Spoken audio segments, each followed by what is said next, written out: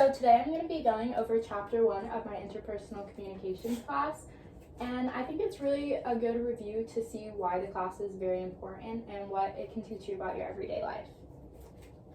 So the importance of the class is really just to communicate better in your everyday life, whether it be socially, scholarly, or professionally. And I think that this has really helped me in my everyday life because sometimes you do use the wrong type of communication while speaking to someone, and I think this class really helped me realize that the different types of communication, models of communication, and where you are while you communicate really affect the way the conversation is going to go. And I think that's really important to have a good sense of communication in any sense of your life because it helps solve problems and it can also help a lot of compromises happen. So I think I'm credible to discuss this topic because I've done a lot of thorough research. I have looked at outside sources and I have extensively read chapter 1 like 20 times. So I think I'm pretty good to tell you a little bit more about chapter 1 and help you realize why it's important and maybe teach you some of the stuff. So my thesis statement kind of revolves around everything we're going to be talking about. Chapter 1 has taught me the importance of various types of communication and the types of communication models in different scenarios. A preview of the main points is going over linear, transactional, and interactive communication.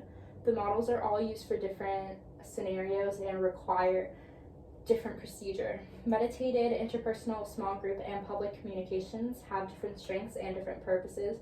So for example, if you're speaking in a small group, you're going to use more personal back and forth communication, while in a public group, you're kind of going to be looking into the audience and looking at the behavior and maybe modifying your communication based on how much attention they're showing you. The 2 points above react together really well because they push you further in your communication goals and in your relationship goals. These are some of the more basic details, so let's dive into the main points of chapter 1.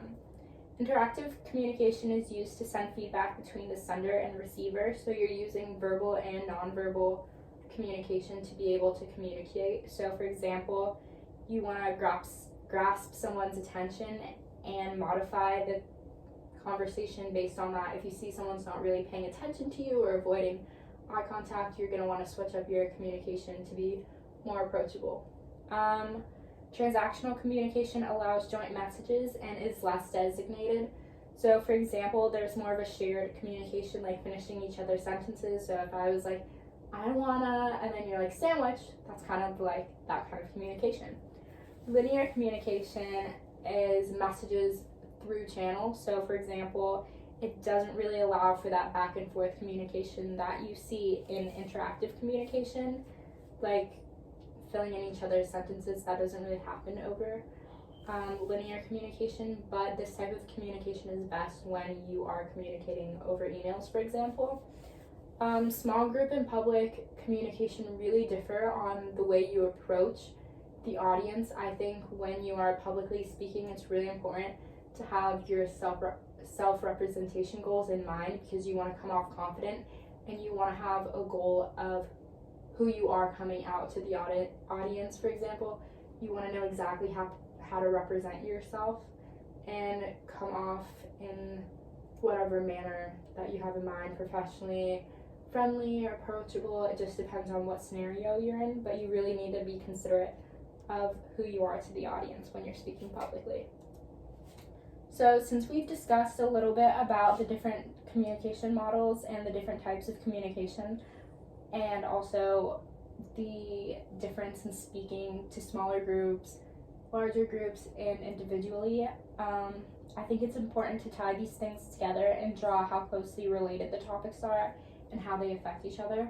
Obviously, the different communication models are going to come in when you're speaking to different groups, so keep that in mind. The subjects and points I've gone over are important in professional, scholarly, and socially situations. I think it's really important to keep that in mind. These things are important to know in your everyday life because they can help you avoid conflict, reach opportunities, and maintain healthy relationships. I know you might be thinking these are really basic and like simple tips, but if you listen to them, they will make a big difference in your life, because communication is all we have. We can't read each other's minds, so it's really important to get your points across and do so effectively.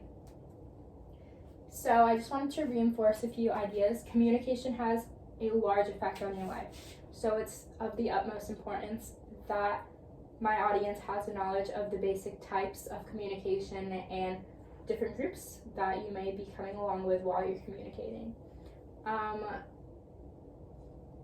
It's good to have these helpful tips because they will affect every situation that you're in.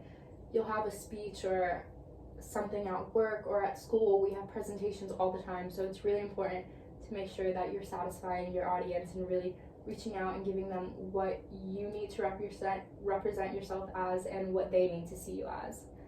These tips are the very core of communication, but just learning the basics can expand your horizons vastly. As Joel Osteen once said, you can change your world by changing your words. Remember, death and life are in the power of the tongue. I think that's a really important quote to leave off on, because what you say really does come back to you. You see the president or celebrities being misquoted in the press, and it's life or death for their reputation. So it's good to learn these tips and know how to speak properly, because at the end of the day, your words can be used against you. So why not say them in the most appropriate manner and be mature about it? Thank you so much. I hope you like to learn about Chapter 1 of my class. If you need any more tips, just let me know.